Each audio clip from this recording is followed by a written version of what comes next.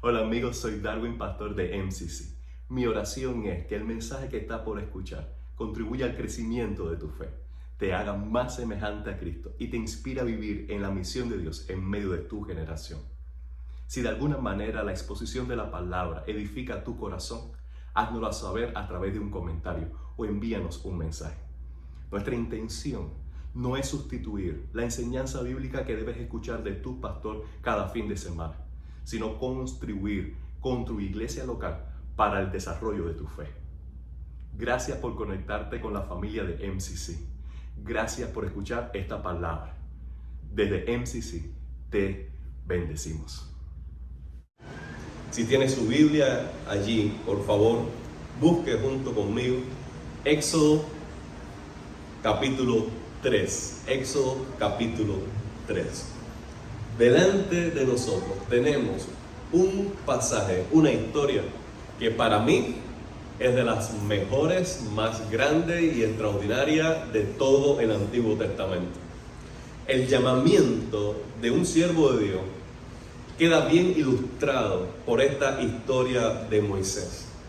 Cuando yo voy a reforzar mi convicción de servir al Señor, cuando quiero una nueva inspiración, me viene a la mente Jeremías, que siendo un niño, el Señor lo llamó y Él dice, yo te he puesto, yo te he llamado, yo te he levantado. Es decir, hay una soberanía de Dios llamando a Jeremías, levantándolo para hacer un ministerio profético. Recuerdo también Isaías. Isaías para mí fue clave en el proceso de responder al llamado porque me dio esa frase que todos conocemos, heme aquí, envíame a mí. ¿Cuántas veces hemos orado esa frase? Heme aquí, envíame a mí. Recuerdo también en Samuel capítulo 3, esa voz insistente en la noche, cuando Dios está diciendo, Samuel, Samuel. Y él no sabía discernir la voluntad de Dios, la voz de Dios, y no obstante, la gracia de Dios actuó aún a través de un sacerdote que no caminaba con él, pero sí le dio la instrucción correcta. La próxima vez que escuches tu nombre, di, aquí estoy, heme aquí, habla, Señor, que tu siervo oye. Pero aquí tenemos a Moisés.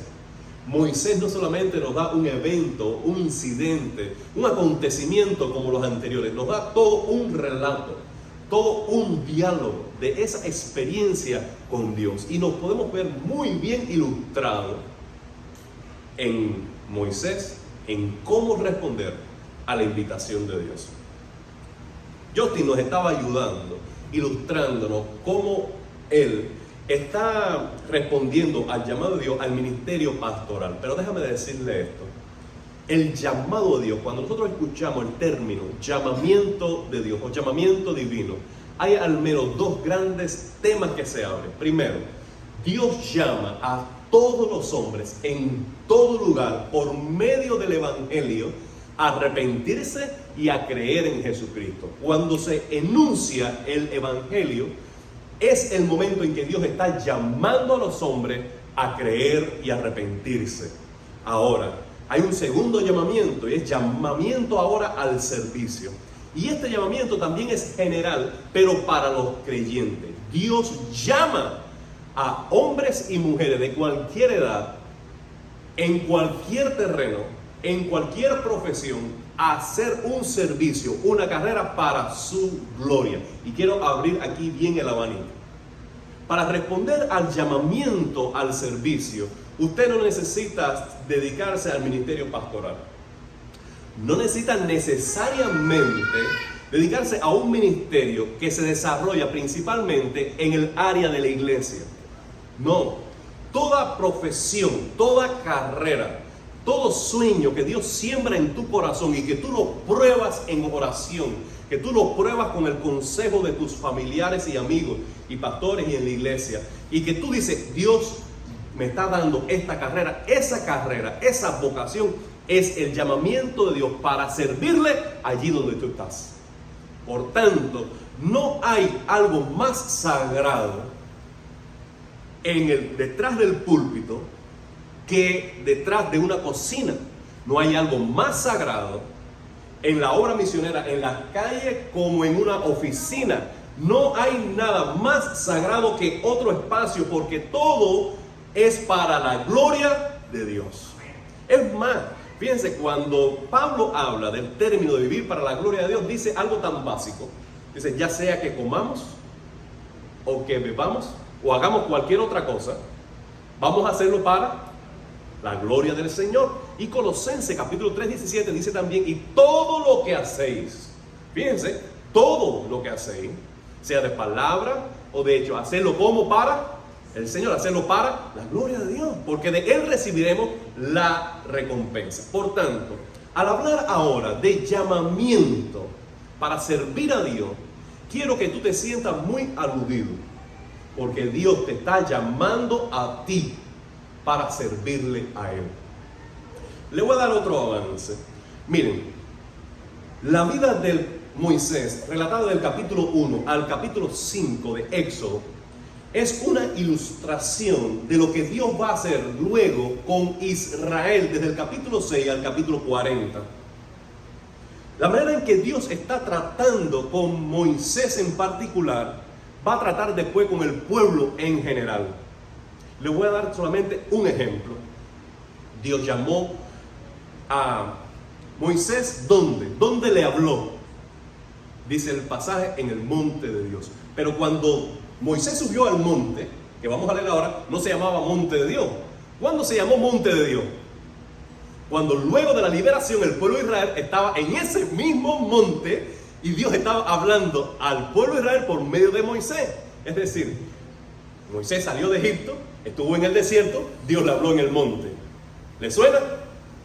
El pueblo de Israel salió de Egipto, atravesó el desierto y Dios le habló en el monte. Por tanto, lo que estamos viendo ahora de manera muy excelente y pintoresca en la vida de Moisés, también va a ocurrir en la vida de todo el pueblo de Dios. Por tanto, amado hermano, al hablar de llamamiento y de esta experiencia extraordinaria, no quieras tú eludir la responsabilidad y decir, ¿sabes qué? Esto es para misioneros, esto es para ministros de alabanza, esto es para consejeros, esto es para maestros de escuela dominical. No.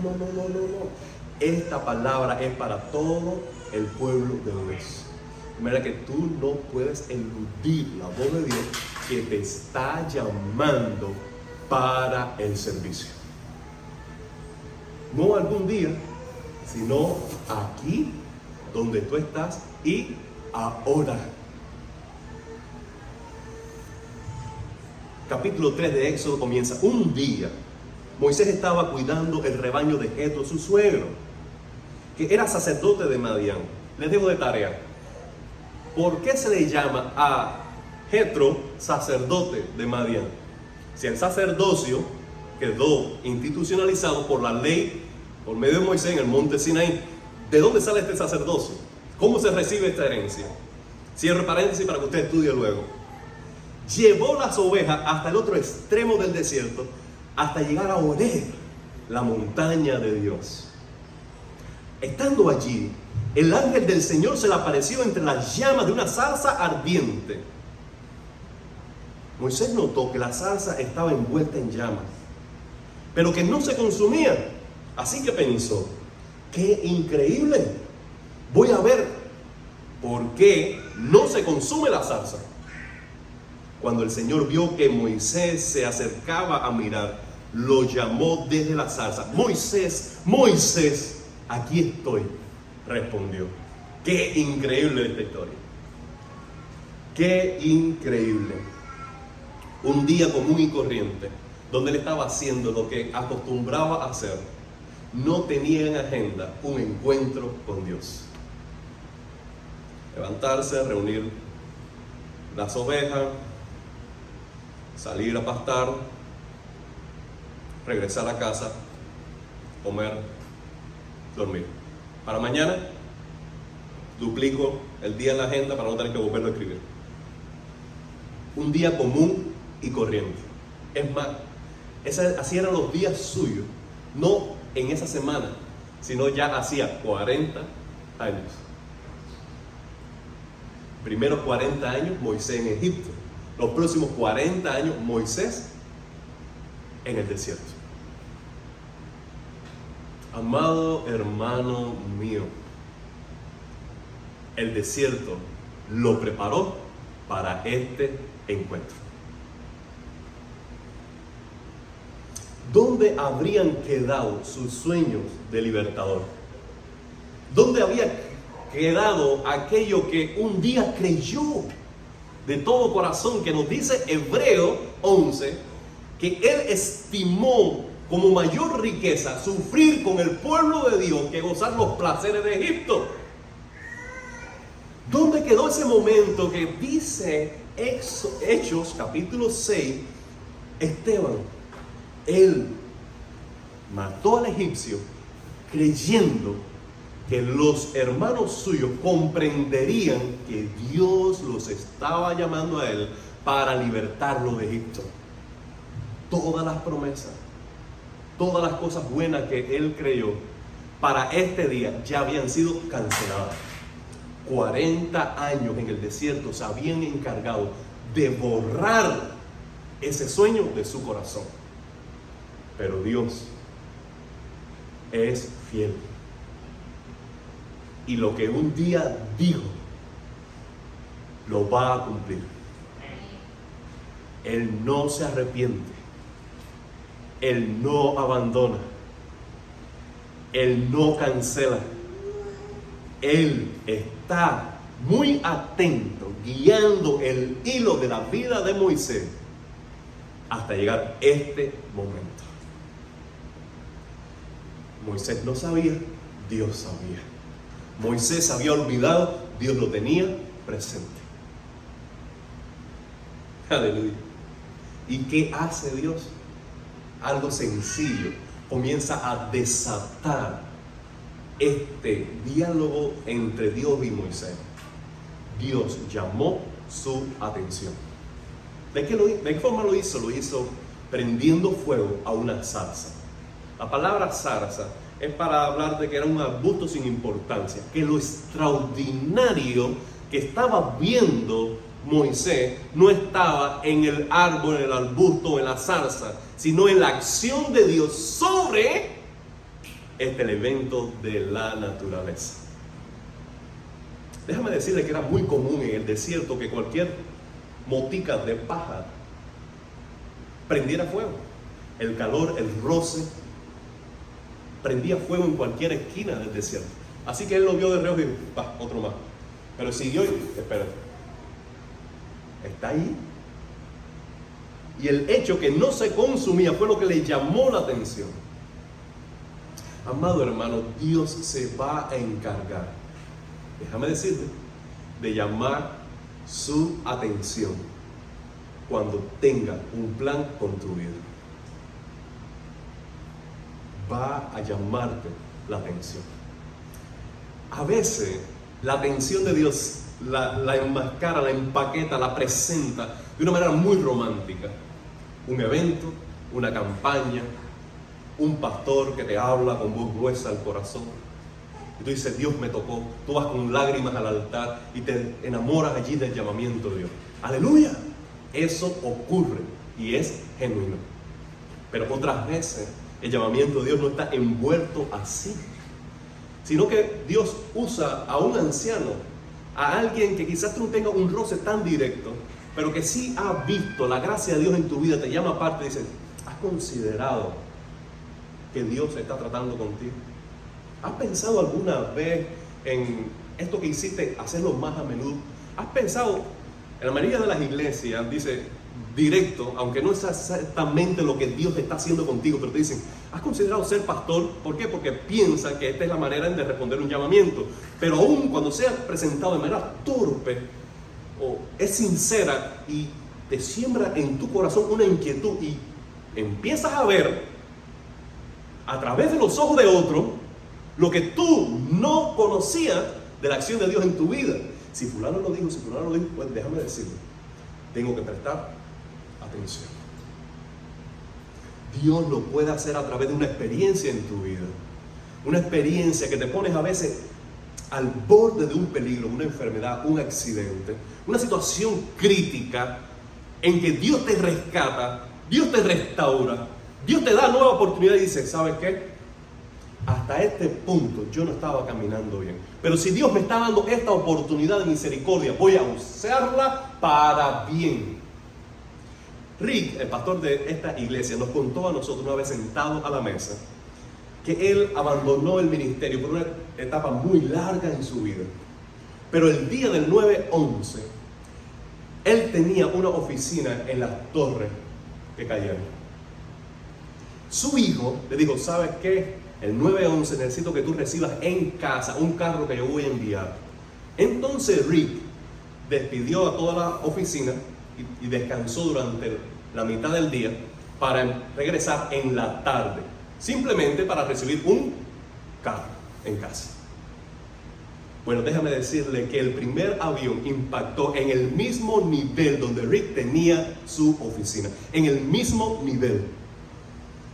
Cuando él vio ese evento de que Dios salvó su vida y por medio de él salvó a sus empleados, él empezó a pensar, esta experiencia Dios la está permitiendo para llamar mi atención.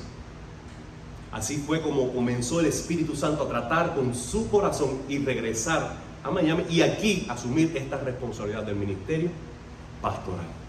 Una experiencia llamó su atención. Una angustia, una enfermedad, una necesidad. También a veces Dios nos pone en aprieto, en una circunstancia donde dice, ya he dicho que no, ya he dicho que después, ya he dicho usa otro, pero ya Dios te pone en estrecho que se convierte en una convicción tan grande, en una pasión tan grande, al estilo Jeremías dice, yo quise resistirlo, pero no pude.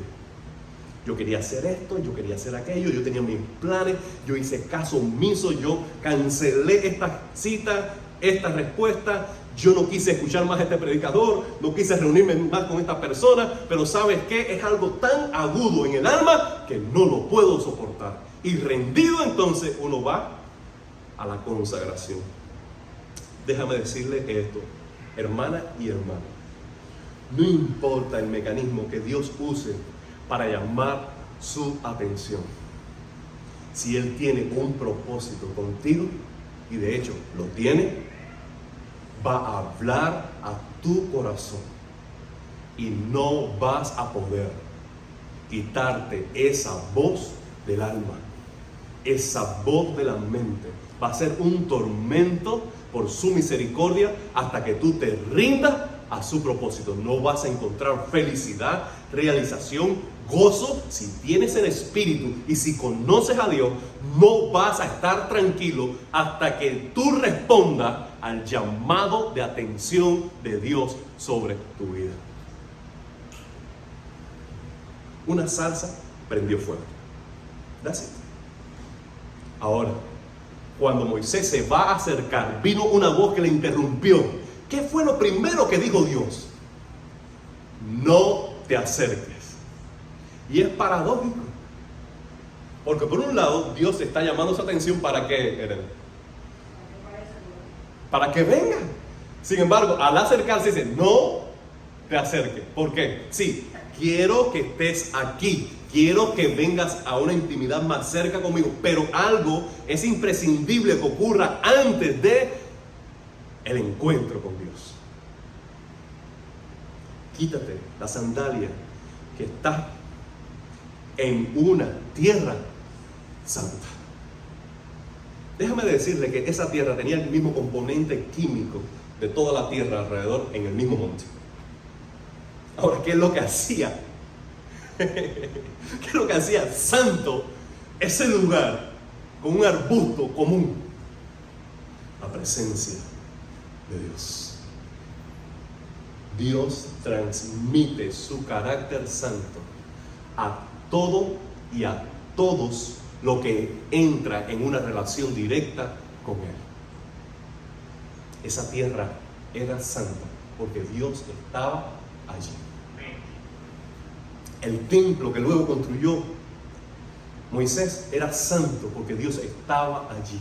Los instrumentos que habían dentro del templo eran santos porque estaban dedicados para el servicio de Dios.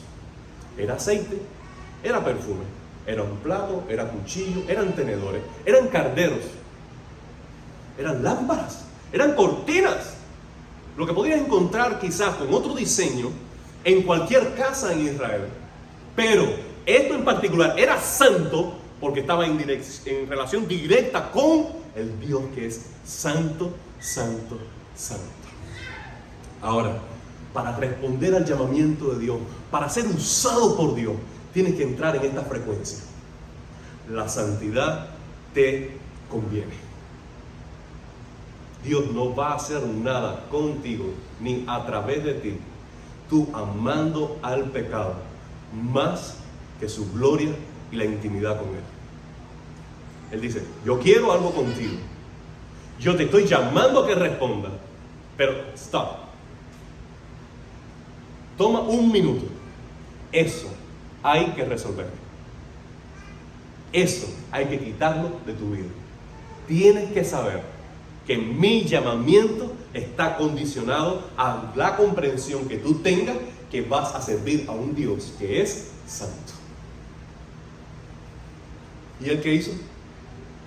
Se quitó los zapatos rápido, porque dice, yo no quiero que una sandalia sucia simplemente se interponga entre Dios, su propósito, y yo. Y lo mismo tenemos que hacer nosotros. Cualquier cosa que me distancia, me hace lento, mi respuesta al llamamiento de Dios, simplemente son sandalias sucias. Que no nos cueste tanto trabajo quitarnos, porque comparado con la grandeza y la gloria del Dios que nos llama, no son nada. No son nada. La santidad es esencial para estar disponible, para ser tocado por Dios. Esto es lo extraordinario, que nosotros tomamos la decisión de deshacernos de nuestros pecados, pero quien nos santifica es Dios. Él produce en nosotros tanto el querer como el hacer. Tomamos la respuesta en fe y en amor por su gloria, y luego Él hace la obra. Quitarse unos zapatos no le hace más santo, pero sí la comprensión. Dios es santo, yo tengo que hacer cosas, yo tengo que obedecerle, yo respondo en obediencia, pero después Dios sigue continuando su proceso de santificación, porque el que comienza la obra en nosotros es el mismo que la perfecciona. Si nos es incapaz, si nosotros tenemos la incapacidad de buscar a Dios por iniciativa propia, también tenemos la incapacidad de permanecer en este proceso de santificación. Dios es el que comienza, Dios es el que la perfecciona. Por eso sí, recibe el llamamiento a la santidad, pero responde humildemente con fe y arrepentimiento, y confiando grandemente, totalmente en la gracia de Dios, que Él hará lo que para ti hoy es imposible. ¿Qué es lo próximo que hace Dios? Dios revela quién es Él. Porque piensa en esto. ¿Cómo podemos servir a un Dios que no conocemos? Déjame decirle algo más. Es muy diferente hablar de Dios por referencia que por experiencia. Cuando hablamos de Dios por referencia y conocemos a Dios por referencia, simplemente somos papagayos que repetimos lo que otros nos han dicho. Pero esto nos convierte en un hope ante una experiencia genuina con Dios. De oída, ayúdeme, de oída te había oído. Es decir, todo lo que sabía de ti hasta este punto es porque otros me lo habían dicho. Que tú eres santo, eres poderoso, eres fiel, eres proveedor, eres ayudador, estás con... ok. Pero ahora mis ojos te ven. ¿Qué es lo que ven? Exactamente lo que le habían dicho. Que es bueno, que es fiel, que es santo. Pero a la hora de experimentar a Dios, de conocer a Dios de manera personal, eso tiene un nivel diferente. Ahora, lo que ya sabía de oído, ahora lo conozco por experiencia. Y luego, Job pudiera decir, yo conozco a Dios. No es decir, yo conozco de Dios. Déjame decirle, de Biden yo puedo decirle cuatro cosas, ninguna buena. Pero, de Dios, puedo decirle muchas cosas y muy buenas, porque a Él lo conozco personalmente. Yo soy su hijo. Dios es mi Padre. Yo le conozco por más de 20 años. Él ha sido mi amigo y yo he tratado de serlo para Él. Yo le conozco. Y yo sé que tú también. Pero ese conocimiento debe continuar creciendo. Dios se revela de manera progresiva. No le da todos los datos a Moisés de primera. Él dice: yo soy el Dios de tu padre. Yo soy el Dios de Abraham, de Isaac, de Jacob. Al oír esto, Moisés se cubrió el rostro, pues tuvo miedo de mirar a Dios. ¡Qué increíble! Dios se está dando a conocer, porque si no, Moisés no lo puede conocer. No hay manera que lo pueda conocer si Él no se da a conocer. Pero cuando Él toma nota de quién es, que es Dios, y el Dios de su generación, y Él se conecta con su herencia hebrea, y se conecta con el llamamiento que un día recibió, se conecta con su historia personal, y dice: ahora empieza a encajar todas las fichas. Dios está dándome confirmación de lo que un día creí, y el temor de Dios llenó su corazón, porque Él sabía que estaba ante un Dios que era santo, santo, santo. Y no hay persona que entre en comunión con Dios, conociendo a Dios, que no tiemble ante su presencia. Isaías dijo: ay de mí, que estoy frito. Amado hermano, este temor en hebreo es temor, y en griego es temor. En inglés es fear, y en español, miedo. Ok, no me barnices esto. Si Isaías dijo: estoy muerto, nadie de reverencia se muere. Se muere de miedo. ¿Entiendes?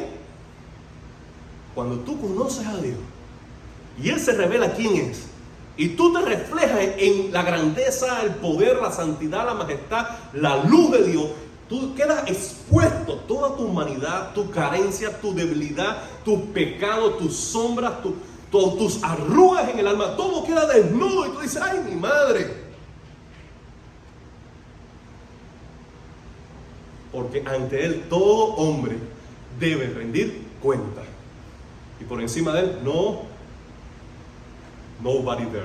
No hay nadie allí. Por encima de Él, nadie. Ahora, ¿por qué Moisés puede permanecer en pie en su presencia? Por lo mismo que tú puedes permanecer en pie en su presencia. Por su gracia y grande misericordia. Por su fidelidad no hemos sido consumidos, porque nuevas son cada mañana su misericordia. Grande es su fidelidad.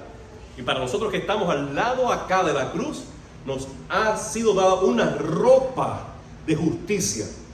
La sangre de Cristo, el sacrificio de Cristo, que vestido de esa gracia, nosotros podemos entrar, y el Padre reconoce en nosotros la justicia de su Hijo, y no nos trata a nosotros conforme a nuestros pecados, sino que trata con nosotros conforme a la justicia de su Hijo. Eso la Biblia lo llama gracia. Pero no equivoquemos la gracia, no abaratemos la gracia, no bajemos el precio de la gracia. Esa gracia debemos estimarla, apreciarla, alabarla, cantarla, enunciarla, porque ha tenido un costo que satisfizo la santidad y la justicia de Dios, y es la vida del Hijo de Dios. Ahora, ese Dios increíble se quiere dar a conocer. Él quiere que tú le conozcas más. Es esencial para servir a Dios saber a qué Dios estamos sirviendo, y que ese conocimiento de Él sea muy personal, basado en la lectura de la palabra de Dios, en la revelación que da el Espíritu Santo, arrojando iluminación en el texto bíblico y comprendiendo cómo la gloria de Dios se revela en letras comunes, caracteres comunes en mi propio idioma, para que le conozcamos a Él. En oración, una oración insistente, apasionada, viendo el rostro de Dios en oración. El alma tiene ojos de fe que puede ver a Dios y comprender a Dios de manera que no podemos nosotros imaginar jamás.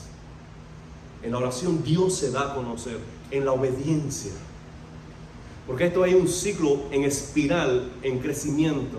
Tú estás en un punto, Dios te habla, lo comprendes y obedeces. Y al obedecerlo, esa obediencia capacita tu alma para una nueva revelación que te da una invitación a creer en Dios, a obedecer a Dios, para experimentar a Dios de otra manera, para repetir ese ciclo el resto de tu vida.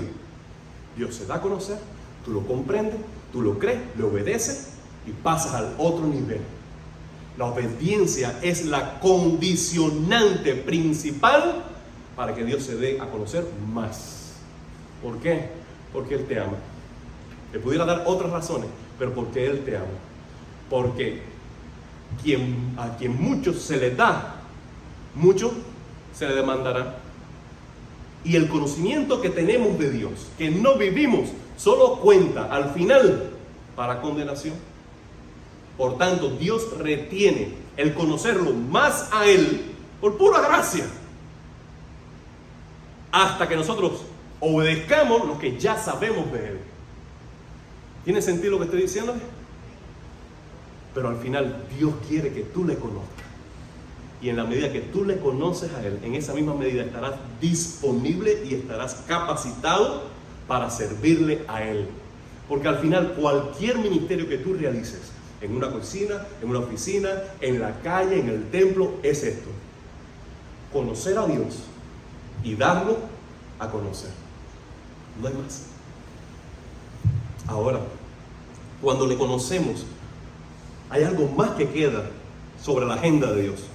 Él quiere que colaboremos con Él. Mira lo curioso, hasta chistoso de este diálogo. ¿Están preparados? Los versículos de 7 al 10. Pero el Señor siguió diciendo: ciertamente he visto. ¿Quién habla? El Señor. ¿Quién ha visto? El Señor. Que es la opresión que sufre mi pueblo. Los he escuchado. ¿Quién escuchó? El Señor. Quejarse de sus capataces. Conozco. ¿Quién conoce? El Señor. Bien sus penurias. Así que he descendido para librarlos del poder de los egipcios, sacarlos de ese país, para llevarlos a tierra buena y espaciosa, tierra donde abunda la leche y la miel. Me refiero a, y allí continúa la descripción, sigue diciendo más adelante: han llegado a mis oídos los gritos desesperados de los israelitas. He visto también cómo lo oprimen los egipcios. Así que disponte a partir. Wait a minute. Wait.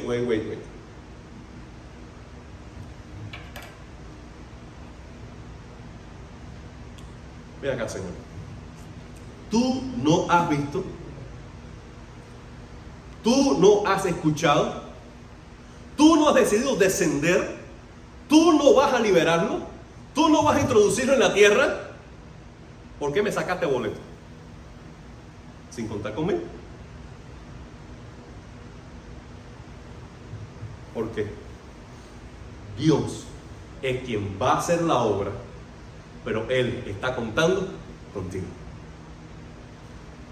Él quiere que tú colabores con lo que tengas a la mano, como una vara, a participar como una vara en la obra grandiosa de la redención. Déjame decirle que nadie solo libera una nación de un imperio. Nadie solo, con un palo, vence a un imperio. Por tanto, nunca Moisés podría imaginarse que por su causa, su justicia, su poder, su sabiduría, su iniciativa, iba a hacer la obra. Pero Dios tampoco lo haría sin Moisés. Porque Dios soberanamente ha decidido llevar adelante sus propósitos a través de instrumentos inútiles, como yo y cualquiera de ustedes, para que la excelencia y la gloria no sea del vaso que recibe el llamamiento, sino del Dios que llama y lleva adelante su propósito. Déjeme poner eso de una manera más clara. Piense en ese arbusto como Moisés. Moisés era un hombre común y corriente. Ese arbusto era un arbusto cualquiera. Pero lo que hizo diferente el arbusto era lo que iba a hacer diferente a Moisés: la presencia de Dios con él. Charles Swindoll, escribiendo su libro Moisés, dice: Moisés pasó los primeros 40 años de su vida pensando, toma esto, Julio, que era alguien. Después pasó los siguientes 40 años pensando que no era nadie. Pero ahora iba a descubrir lo que Dios podía hacer a través de un don nadie. Este es el trato de Dios con todos nosotros. Como dice José, creemos algo, una inquietud, algo está haciendo el Señor en nosotros. Y de pronto pensamos que estamos listos. De pronto pensamos que nos vamos a comer el mundo. De pronto pensamos que vamos a hacer la gran explosión del Evangelio en el siglo XXII. En el siglo XXIII todavía estarán leyendo nuestros libros. Y de pronto el Señor dice: ¡Ey! Por ahí no. Te pone te reduce a nada, te pone un stop. El patinazo en tu carrera, el chillón de goma, la pesta, la goma quemada está ahí. Y de pronto tú dices: no sirvo más para nada. Esto se acabó. Fue por mi culpa. No hice esto, no hice lo otro. Y en ese punto, en algún momento del desierto, cuando de verdad pierde toda esperanza y se te olvida todas las promesas, ese día el Señor le dice: ya estás listo. Ven acá, muchacho. Mira, este es quien soy. Esto es lo que necesitas hacer. Ahora vamos juntos. Aleluya. Aleluya. Dios quiere obrar a través de ti, tal y cual eres. No te dejará igual, te transformará en el proceso, pero la hora de responder es hoy. Ahora déjame decirte, si de pronto tú estás sintiendo ya que en tu corazón se despiertan algunas excusas, déjame decirte de plano, así directo al pecho: Dios no acepta excusas. Mira esto. Yo no tengo la manera ahora por el tiempo de leer todo este diálogo, pero es fascinante. Lea luego en casa Éxodo 3, del 11 al 4:17. 4:17. Les voy a hacer un resumen. Moisés: ¿quién yo? ¿Quién soy yo? Dios dice: no se trata de quién eres tú, se trata de quién soy yo. Yo voy a estar contigo. Pero ¿quién eres tú? Yo no te conozco.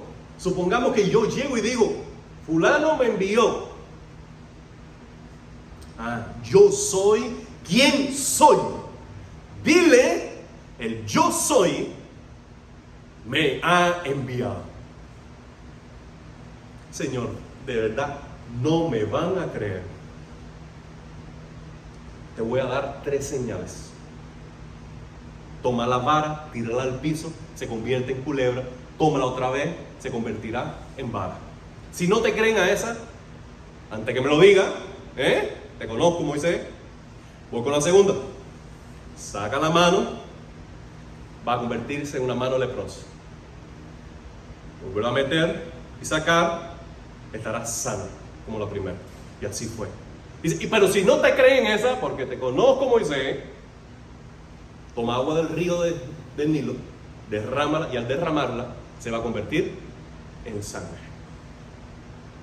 Moisés pareciera que ya está convencido. ¿Acaso necesitaría más? Voy a hacer un paréntesis para nosotros, nuestra cultura hispana. Yo me preguntaba en las últimas semanas, Moisés sabía que al sacar la mano convertida en una mano leprosa, Dios la iba a sanar. Déjame decirlo de pronto, leyendo ese pasaje, un miedo me atacó. Yo digo, si yo meto la mano y la saco, ¿no querrá decir que por no creer la primera vez mi mano va a quedar leprosa? Yo pensé eso. Es decir, que después de esa, yo creo que yo estaría dispuesto a decir, Señor, gracias, mi mano me la restauraste, ¿qué hay que hacer? Déjame decirte, ni una más, ni una más. No vaya a ser que la mano se me quede tiesa o leprosa. Ahora, Moisés no tuvo suficiente. Y él dijo, tú no sabes que desde que estamos conversando, no sé hablar. Yo digo, ¿qué estábamos haciendo, no? ¿Qué estábamos haciendo? Parece que él, yo no sé hablar.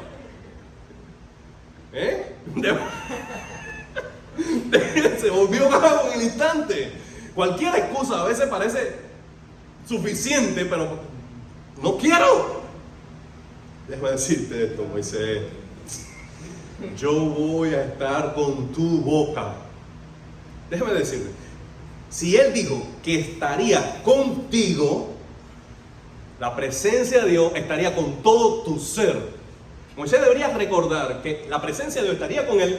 Eso quiere decir que él facultaría todas sus habilidades bajo una nueva unción y capacitación para hacer el ministerio.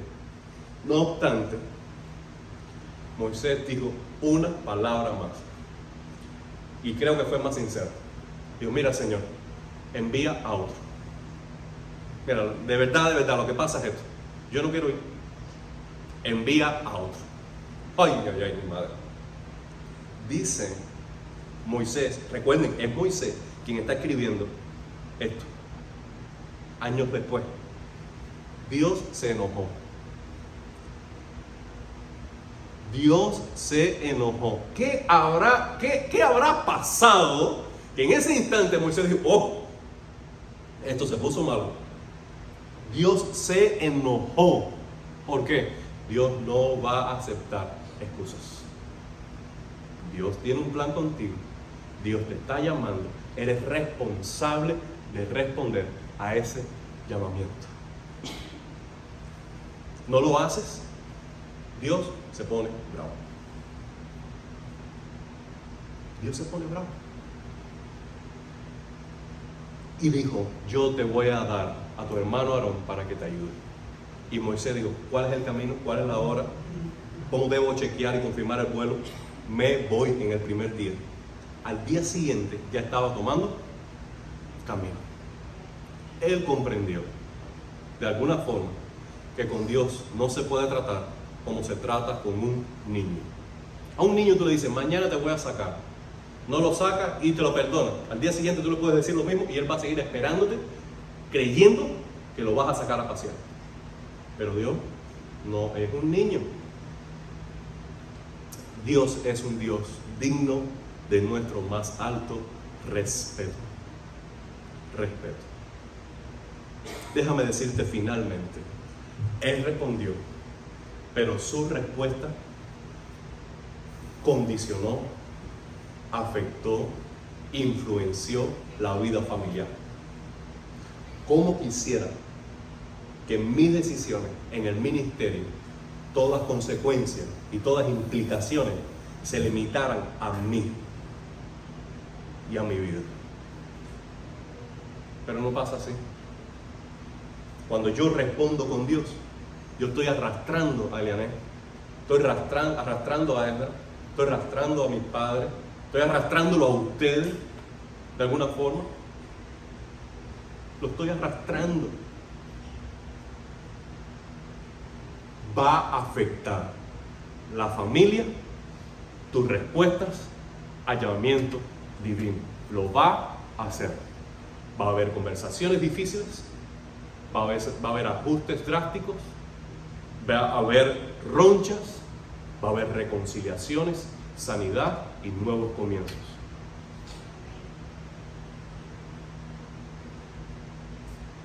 Pero de que va a haber implicaciones más allá de ti por tus respuestas en obediencia, lo va a haber.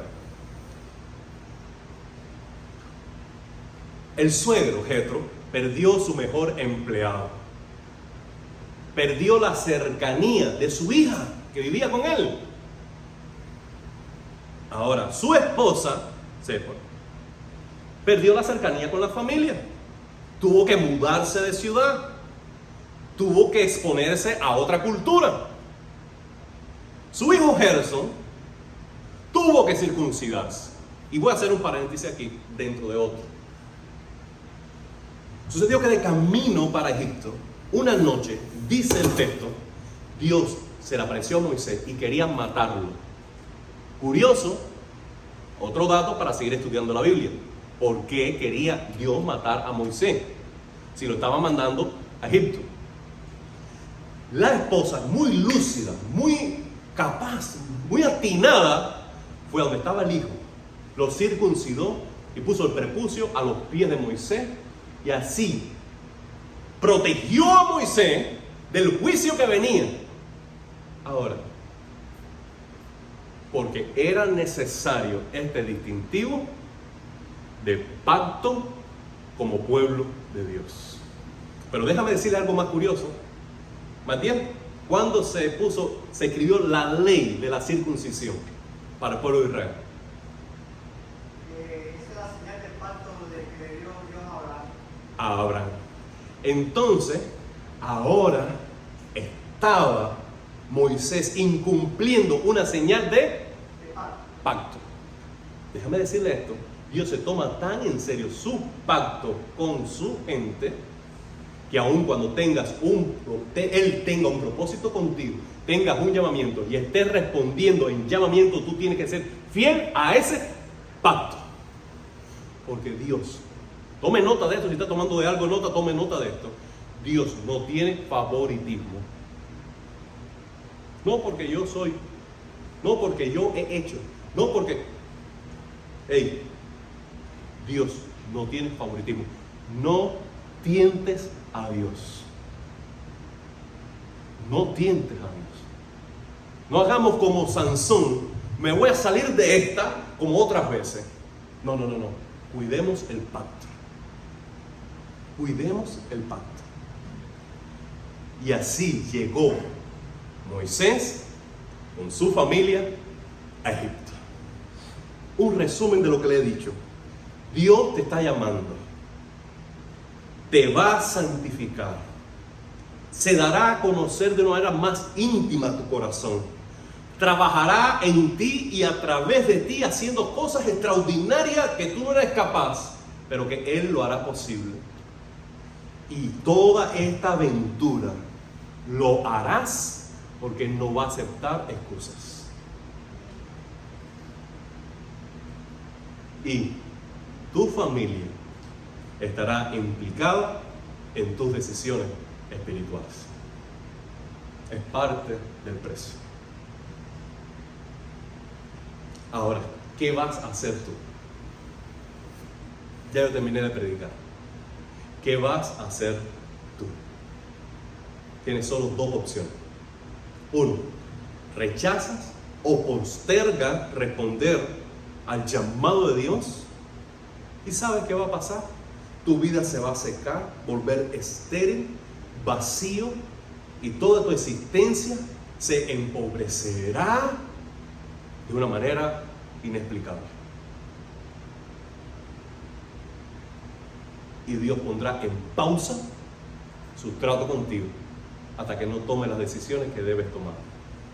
Ahora, si respondes, y responde no porque te ves capaz, sino confiando en su gracia, si dices amén, habla que tu siervo oye, he aquí tu siervo, heme aquí, envíame a mí. Si responde, Dios te va a introducir a la aventura más fascinante de toda tu vida. Una vida indescriptible de desafíos inexplicables, pero Dios estará contigo y te va a inundar de un significado, de un gozo, de una plenitud de vivir que no es comparado con nada. Aleluya. Pero Dios te está llamando. La gran pregunta no es ¿qué vas a hacer con tu vida? La gran pregunta es ¿qué quiere Dios hacer con tu vida? Porque entre tantos caminemos distanciados y separados del propósito de Dios para tu vida, lo que vamos a cosechar no es agradable, ni significativo, ni tiene peso en la eternidad. Por tanto, cuanto más rápido conectemos con lo que Dios quiere hacer contigo, mejor será. No importa cómo lo valoren otros. No importa los resultados de las circunstancias inmediatas. De eso no importa. Lo que importa es estar en el centro de la voluntad de Dios. Porque Dios bendice, favorece y prospera solo y solo a quienes están en el centro de su voluntad. Así que ven de donde quiera que estés a la voluntad de Dios. Ven y conságrate. Ven y responde. Ven y sírvele a Dios. Y redescubre lo grande y precioso que es vivir para la gloria de su nombre. Vamos a hacer una oración.